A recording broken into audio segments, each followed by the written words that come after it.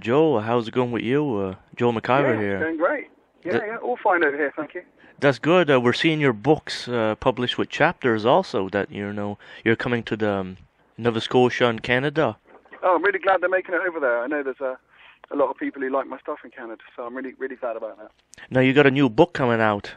Tell me about this, Yeah, Randy I've Rhoads. actually got three books coming out this month. So the first one is, as you say, about Randy Rhoads, and that is just a biography of the great man, really. The foreword of the book was done by Zach Wilde, and the afterword was done by Yngwie, the great Yngwie Malmsteen. Wow. And it's hopefully the best book there is on Randy. I mean, there were other books about Randy's time in Ozzy's band available, but this is the first sort of, I believe, straight biography of him, and I'm hoping it's going to be the one that people want, because there's a lot of people like his stuff to this day.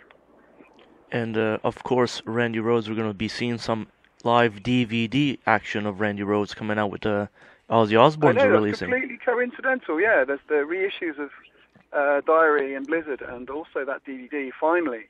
There is also some form of documentary in the works, which is coming out at some point, but this is going to be a pretty good stopgap, I think, until that happens. So Joe, you think this is all coincidental? It's a very good timing. Yeah, it's funny, isn't it? It's completely coincidental. So I started writing the Randy book about a year ago, and at that point there was absolutely no mention from anywhere that the reissues would happen. And then suddenly, what do you know? 2-3 months ago, they announced these expanded reissues. It's really handy. A similar thing happened a few years ago when I did a book about Metallica. I started writing the book, and they weren't doing anything, and then suddenly they started work again, and they released Saint Anger, and they went on tour, and they were all over the press. It was very fortunate, actually, but completely coincidental. It shows that you're a good luck in the world of metal. Well, yeah, I guess. Maybe I'm a rabbit's foot of metal. That's awesome. What are other books are you planning on releasing there you're mentioning? So the second one is a biography of Motorhead, Okay. for which Glenn Hughes did the forward, and that's just like a straight sort of celebration of their career. I mean, it's not all about saying that everything the Motorhead have done is great or amazing or perfect, but it does say, it goes into great detail into their career. So there hasn't really been a book about Motorhead. There was Lemmy's autobiography back in 2002, which was a good book actually, but it wasn't really about Motorhead. It was about him, quite correctly, as it should be. So this is just a big old hardback on Motorhead, which you can use to prop your door open if you don't want to read it. And which other And one? then the third book, amazingly, there's 3 books out this month. The third one is the autobiography of Glenn Hughes, Okay. which I co-wrote. And we just launched that this week, and that is an incredible story. You won't believe the stuff that's in there. How did you begin in this, writing the books and, all the popularity you've gained? Well, I was a journalist for a few years. I was on a magazine called Record Collector. And it's a natural progression for lots of journalists to become book writers. That is often the way with their careers.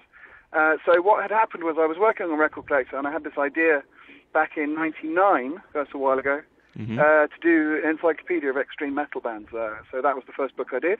And because I was working on a well-known magazine, publishers took my ideas quite seriously. So it was cool. And then once I did one, I did another, and it really started to happen for me in 2004 when I wrote the book I mentioned on Metallica, which was called Justice for All, The Truth About Metallica. That was a big hit, and that was the one that sort of enabled me to jack in my day job on the magazine, work from home, which was what I really wanted to do because my kids were very young at the time. So I've been very lucky, and I think I've done 20 now in about 11 years. So there's a whole rainforest that doesn't exist anymore, thanks to me. Well, at least we got some good books out. Well, that's the plan anyway. People seem to like them, so I'm very, very grateful to anyone who's bought them. The research you did on this Randy Rhoads book, how long did it take you to do this book, let's say, with the research and stuff? It took probably about, I did, the interviews that I quote in the book really were taken from years and years of journalism. So there are a whole bunch of guitar players that I'd spoken to since probably 2000 who I chatted about Randy's playing to. So I used those quotes in the book. So I had all that material ready, and then I did about another 6 months of work tracking down people who used to work with him, like Bob Davey. I interviewed Ozzy as well, and putting it all together. And then I kind of sat down and wrote it all in about 4 months, just absolutely day by day, just cracking through it, putting it all together and knocking it into shape and editing it. So, and I was doing the Motorhead book at the same time, which is kind of unusual for me. to do two books at the same time. And there's a lot of overlap, obviously, in the careers of those two bands, because Motorhead supported Ozzy on the Blizzard tour in 1980, and Ozzy supported Motorhead at the Port Vale Stadium in August 1981. So the careers of those two bands were quite intermingled, which made it even more kind of confusing. But it was an interesting way to work. I really enjoyed it, and I think the results are pretty good. In this book you got with Randy, is it going to be having unreleased photos and stuff as well added to this? It does, yeah. I'm pretty sure there's a couple of big picture sections, right? And either the photos are unseen or they're rarely seen. Okay. Because I spoke to a couple of his close friends who he knew when he was at school, and when he was in Quiet Riot.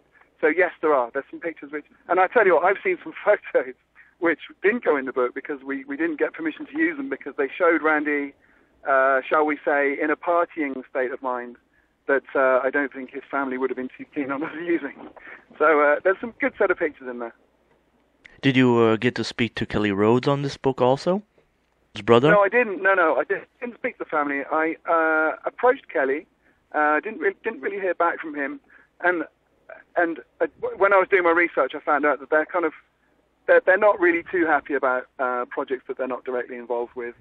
That said, I dedicated the book to Randy and his mother Dolores because I think she did a fantastic job of raising him. And when the book is out, I'm going to send signed copies to Kelly and to Kathy, as well as Dolores, because I wish them all the best. But no, they weren't really involved, I have to say. With this history, because you're like a historian in metal, the other book, the history with the guitar players, the top 100, I think it is, which I have a copy of it. Was fun. That's an incredible read also. How long did it take you to do that book? How did you rank the players in that book? Well, the criteria were very simple, and I knew people were going to give me a lot of criticism about that book. I made it very, very clear that I was using two particular criteria, and the first one was the technical ability of each guitar player. Mm-hmm. And I really broke down the essential guitar techniques, the sweep picking, the tapping, the dive bombing, the alternate picking, the right-hand precision, all the picking stuff that I know because I'm a guitar player myself and a guitar journalist.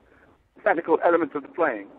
I analysed the skills that each guy has, but equally importantly, I looked at how influential the guitar player has been. Now, the title of the book is The 100 Greatest Guitar Players, not the 100 Most Technically Gifted Guitar Players, right? Mm-hmm. I wanted to make it clear that it was about the importance of the band that the guy was in as well. So, for example, Tony Iommi, who admits himself that he's not a particularly technical player.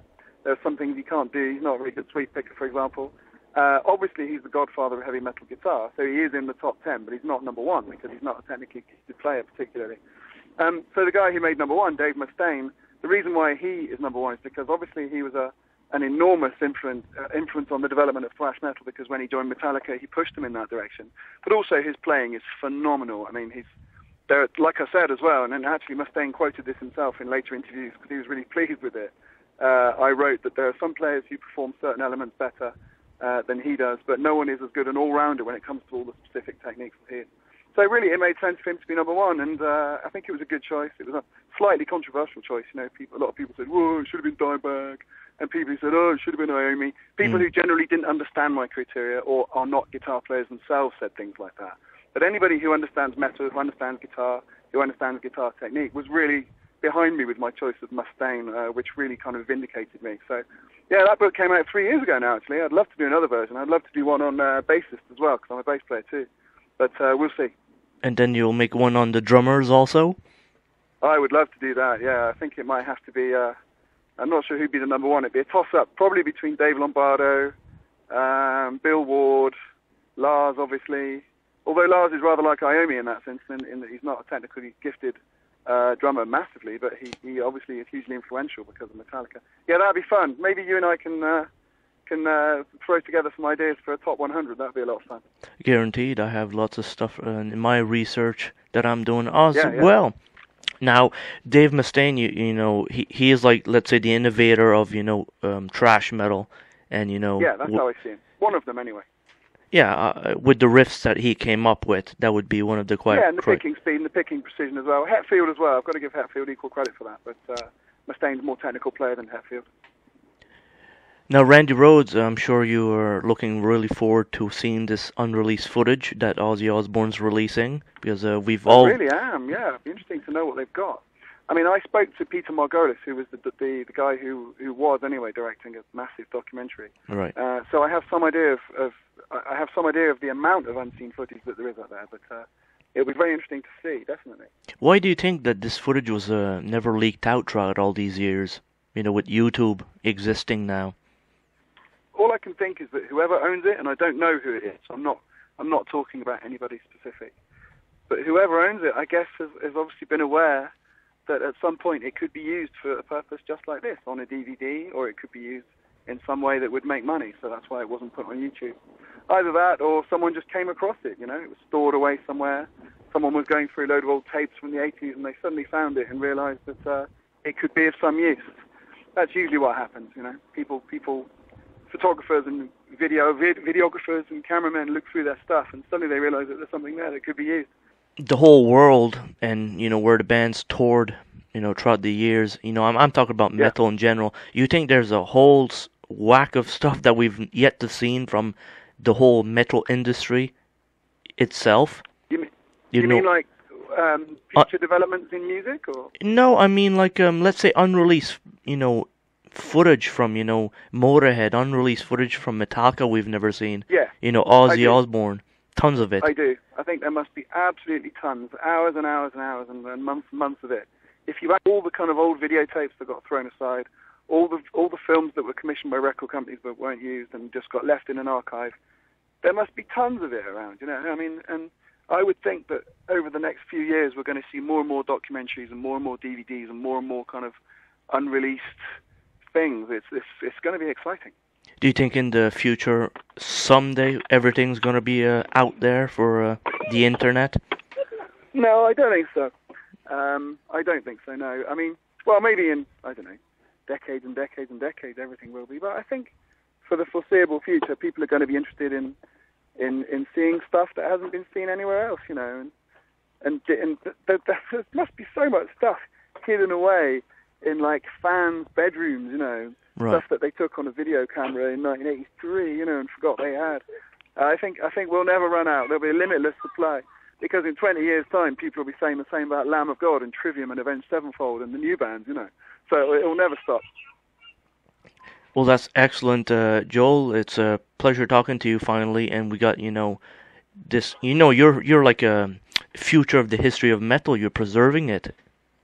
Oh, that's a very kind thing for you to say. Thank you so much. I mean, what I try to do, without being a sort of pretentious asshole, is what I and the other writers are doing is committing the history of our culture for posterity, right, for future generations, and because. In 100 years, who's going to care about Rain and Blood, and who's going to care about Master of Puppets and Master of Reality if people like me and you, because you're committing this stuff for posterity too, don't make an effort to do it now in our lifetimes? And I think it's going to be, it's fun giving that stuff the respect it deserves. I try to give the people that I write about credit for what they did, and I think that's important because. And I try to be fair, I try not to impose my own agenda. I try to tell the truth, and that, I think, will be important for future generations. So without wanting to sound, like making myself out to be some kind of super important guy, I think it's an important job, certainly, because it records things, and it keeps stuff alive, and it keeps things in the bloodstream of the market. And so thank you for saying that. It's what I think as well. I hope that in a few hundred years, people will be reading my stuff and thinking that, well, maybe thrash metal was important, maybe death metal was important. No, I completely think this is the reality of it, People like you and me, I'm doing the interview world, preserving at this time, and you're Absolutely. doing it, writing it. Well, we're both doing the same thing, essentially. Whatever the format is, whether it's a book or a podcast or a website or a radio show, it's maintaining the records for future generations, and I would hope that that keeps going. Well, I certainly hope so, and I look forward to seeing a lot more books from you, because you're a very good... Thank you, mate. I appreciate that. That's very kind of you. Thank you. Well, Joel, you have a pleasant evening. Thank you, sir. Thank you for having me on your show. I appreciate it. No problem. You have a good one. Thank you, mate. Cheers for now.